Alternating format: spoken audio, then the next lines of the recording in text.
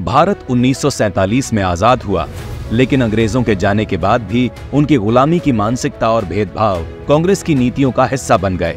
कांग्रेस ने अंग्रेजों की सोच और प्रतीकों को संरक्षित रखा और देश को विकास की राह से भटकाकर पिछड़ेपन की ओर धकेल दिया।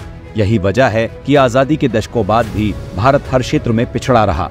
आजादी के बाद भी कांग्रेस ने गुलामी की मानसिकता को बढ़ावा दिया, जिससे भारत की असली स्वतंत्रता की चमक फीकी पड़ गई। कांग्रेस की नीतियों ने न केवल विकास को रोका, बल्कि देश को गर्त में धकेलते रहे, जिससे भारत वैश्विक मंच पर अपनी असली पहचान बनाने में असफल रहा। लेकिन भारत माता के सपूत और देश के प्रधान सेवक माननीय नरेंद्र मोदी जी ने गुलामी के प्रतीकों को खत्म कर भारत माता के सपूत होने के फर्ज को निभाया। जिन गुलामी के नामों और प्रतीकों को देश दशकों तक ढोता रहा, उनसे मोदी जी ने देशवासियों को आजाद कराया। इस कदम से भारत ने अपनी खोई हुई सांस्कृतिक पहचान को फिर से जीवित किया और भारतीय सभ्यता व परंपराओं को वैश्विक मंच पर मजबूती से पेश करने का अवसर मिला। देश की असल धरोहर को सम्मान मिला, जिससे न केवल भारतीयों में गर्व की भावना जागी, बल्कि विश्व में भारत की सांस्कृतिक धरोहर की भी नई पहचान बनी।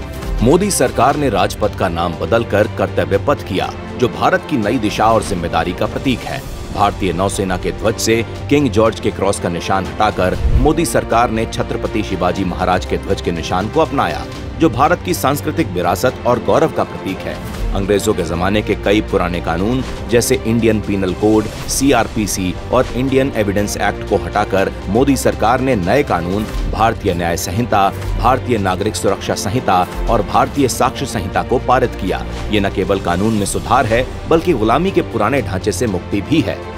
जहां कांग्रेस में स्वतंत्रता सेनानियों के बलिदानों की उपेक्षा की गई, वहीं मोदी सरकार ने उनके सम्मान को सर्वोपरि रखा।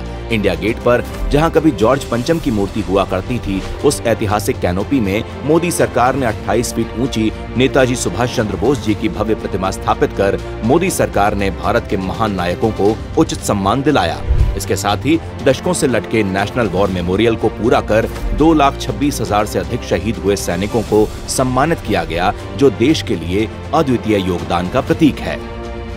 प्रधानमंत्री मोदी का राष्ट्र प्रथम का मंत्र केवल एक नारा नहीं, बल्कि एक क्रांतिकारी बदलाव है, जिसने देशवासियों को औपनिवेशिक मानसिकता और प्रतीकों के बोझ से मुक्त कराया है। इन निर्णायक फैसलों के साथ मोदी सरकार ने न सिर्फ गुलामी के प्रतीकों को हटाया है, बल्कि भारत को नई ऊर्जा और गर्व के साथ आगे बढ़ने का मार्ग दिखाया है।